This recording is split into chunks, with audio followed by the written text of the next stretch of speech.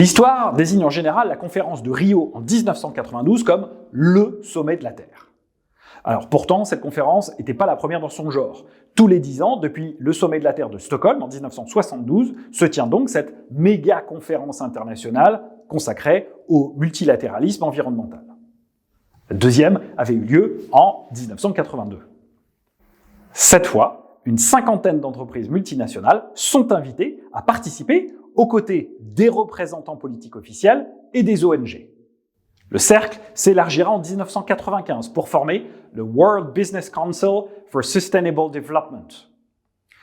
En parallèle, le consultant John Elkington, à la tête du cabinet de conseil Sustainability, forge le concept de triple bottom line, triple performance.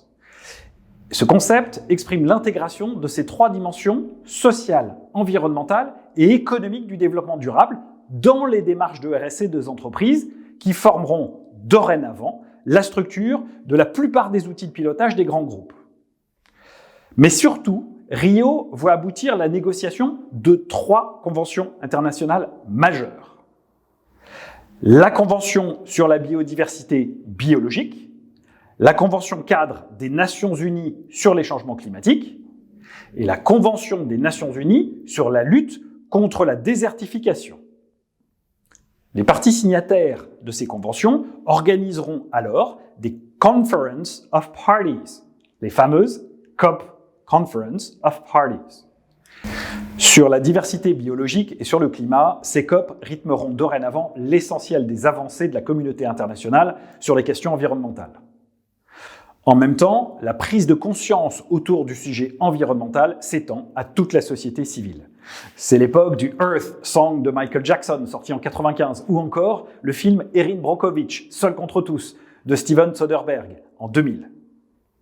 En 2012 sera créée la plateforme intergouvernementale sur la biodiversité et les services écosystémiques, un groupe international d'experts sur la biodiversité. Cette entité sera à la biodiversité ce que l'IPCC, le GIEC, est au climat. Cette plateforme a pour première mission d'assister les gouvernements et de renforcer les moyens des pays émergents sur les questions de biodiversité, ceci sous l'égide de l'Organisation des Nations Unies. Il publiera le 6 mai 2019 le rapport d'évaluation mondiale sur la biodiversité et les services écosystémiques. C'est dans cette période, dans les années 90 et 2000, que William D. Nordhaus, professeur à l'université de Yale, développe les premiers modèles climatiques. Il publiera en 2014 Climate Casino, Risk Uncertainty and Economics for a Warming World, ce que le New York Times va qualifier de référence tout en un sur le réchauffement climatique. L'économiste britannique Nicholas Stern va contester les conclusions de Nordhaus. Il va s'attaquer au taux d'actualisation utilisé dans les modèles. La critique a beaucoup de sens.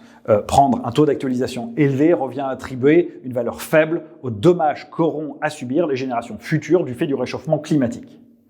Mais une critique plus radicale encore viendra du professeur Weitzman, l'un des plus brillants économistes de l'environnement. Professeur d'économie à Harvard, il dirige avec Norbert N. Stavins un séminaire sur ce sujet. Dans différents papiers publiés autour de 2007, il va mettre en exergue la possibilité que les changements climatiques puissent induire des catastrophes mal prises en compte dans les analyses coûts-bénéfices qu'on applique habituellement en matière d'évaluation des politiques climatiques. Pour faire court, des événements futurs d'extrême gravité doivent être pris en considération, même si leur probabilité d'occurrence est très faible et que leur actualisation théorique les rend insignifiants dans une analyse coût-bénéfice. C'est ce qu'il a appelé le théorème lugubre, Dismal Theorem. Ce que nous dit Weitzman, c'est que la volonté de modéliser le changement climatique n'a pas de sens. Il faut raisonner tout à fait différemment et axer les travaux futurs sur une meilleure prise en compte des risques de catastrophe. Une pierre dans le jardin de William Nordhaus, mais aussi dans celui de Lord Nicholas Stern, même si Weitzman reconnaît à ce dernier l'immense mérite d'éveilleur des consciences. On prétend que Martin Weitzman aurait dit un jour à un collègue « Si nous ne pensons pas qu'une idée mérite un prix Nobel, nous ne devrions pas travailler dessus. C'est William Nordhaus et sa vision non disruptive du changement climatique qui a su convaincre l'Académie royale des sciences de Suède en 2018. Ce jour-là, elle choisira pour attribuer son prestigieux prix l'homme dont le discours convenu est le moins difficile à entendre. Le professeur Weizmann disparaît dans des circonstances très tristes fin août 2019. Il avait 77 ans et on dit qu'il s'inquiétait beaucoup de perdre sa lucidité. Mais peut-être était-il trop lucide. On se retrouve la prochaine fois sur une vidéo intitulée 2010-2015, l'alignement des planètes.